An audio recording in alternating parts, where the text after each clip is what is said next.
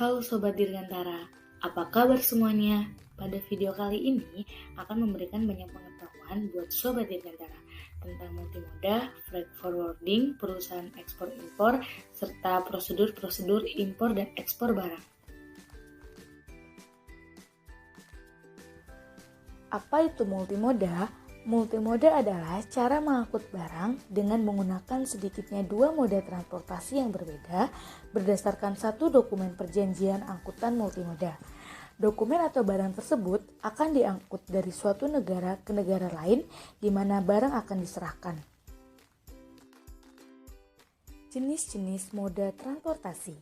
Yang pertama, highway transportation, yang kedua, railroad railway, yang ketiga, sea transportation, yang keempat, air transportation, dan yang kelima, pipeline dan wireline. Setelah mengetahui arti dari penjelasan multimoda, apakah Sobat Dirgantara tahu apakah itu freight forwarding? Mari kita bahas penjelasan dari freight forwarding. Freight forwarding adalah perusahaan yang mengatur kegiatan pengiriman atau penerimaan barang yang melibatkan beberapa moda transportasi dengan menggunakan beberapa dokumen yang diperlukan seperti shipper dan dokumen yang terkait dengan aktivitas tersebut. Topik yang akan kita bahas selanjutnya, yang pertama, perusahaan ekspor, perusahaan impor, dokumen ekspor, dokumen impor, proses ekspor, dan proses impor barang.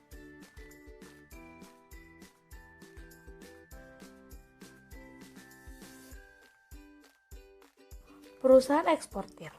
Perusahaan eksportir adalah orang atau instansi yang melakukan aktivitas pengiriman komoditas menuju negara lain yang disebut ekspor. Eksportir diharuskan mendaftar secara resmi pada instansi pemerintah urusan perdagangan. Jenis-jenis eksportir. Yang pertama, eksportir produsen, yang kedua, eksportir non-produsen. Eksportir produsen yaitu perusahaan eksportir yang memproduksi barang, sedangkan eksportir non-produsen yaitu perusahaan yang mengekspor barang milik perusahaan lain atau eksportir umum. Dokumen ekspor atau pemberitaan ekspor barang yang disebut PEB. Yang pertama, data eksportir, yang kedua, data penerima barang, yang ketiga, data custom barang, yang keempat, sarana pengangkutan, yang kelima, negara tujuan, dan yang keenam, detail barang. Proses ekspor barang. Yang pertama, riset terlebih dahulu atau mencari terlebih dahulu apakah barang yang akan diekspor diperbolehkan atau dilarang untuk diekspor dengan pembatasan menurut undang-undang dan peraturan di negara Indonesia. Yang kedua, riset negara tujuan atau memastikan barang diperbolehkan atau tidak masuk ke negara tujuan ekspor. Yang ketiga, mengonfirmasi sistem pembayaran seperti menentukan kuantiti dan spek barang dan juga mempersiapkan dokumen-dokumen yang lainnya. Yang keempat, pemberitahuan pabean ke Bea Cukai untuk mendapatkan pemberitahuan dokumen ekspor barang. Yang kelima, pemberitahuan NPA. Setelah disetujui Bea Cukai, akan terbit dokumen NPA. Jika sudah terbit secara hukum barang, maka barang sudah dianggap sebagai barang ekspor. Yang keenam yaitu staffing. Mengapalkan barang menggunakan moda transportasi udara, laut, ataupun darat. Yang ketujuh, mengasuransikan barang dan kargo. Yang kedelapan, mengambil pembayaran di bank. Perusahaan importir. Perusahaan importir adalah sekumpulan orang yang mengimpor barang dari luar negeri untuk masuk ke dalam negeri berdasarkan permintaan dari seorang eksportir dengan tujuan untuk memperoleh keuntungan bisnis. Dokumen apa saja sih yang dibutuhkan dalam kegiatan import? Yang pertama ada bill of lading, yang kedua letter of credit, yang ketiga polis asuransi, dan yang keempat invoice. Apa itu bill of lading? Bill of lading adalah surat tanda terima barang yang telah dimuat ke dalam kapal laut yang juga merupakan tanda bukti kepemilikan barang sebagai bukti adanya kontrak atau perjanjian pengangkutan barang melalui laut. Dan apa itu letter of credit? Letter of credit merupakan surat yang dikeluarkan oleh suatu bank atas permintaan importir yang ditujukan kepada eksportir di luar negeri. Apa itu Police Assurance? Police Assurance merupakan surat bukti pertanggungjawaban yang dikeluarkan perusahaan asuransi atas permintaan eksportir atau importir untuk menjamin keselamatan terhadap barang yang dikirim. Setiap asuransi wajib dibayar dengan valuta yang sama dengan letter of credit. Yang terakhir yaitu invoice.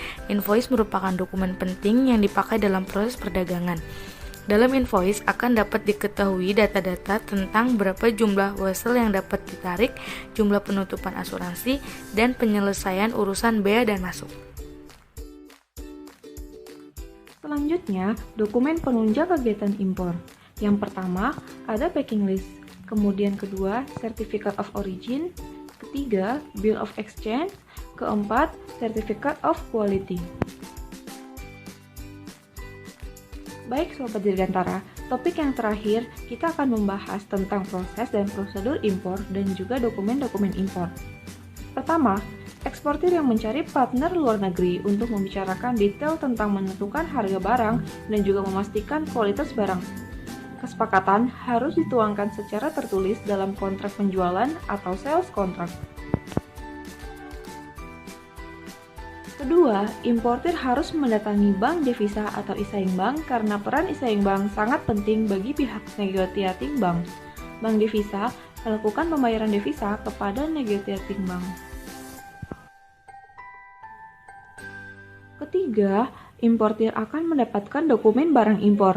Eksportir akan menerima maps receipt dari kapten kapal dan saat itu juga maps receipt bisa ditukarkan menjadi original bill of lading yang akan dikirimkan kepada pihak importir.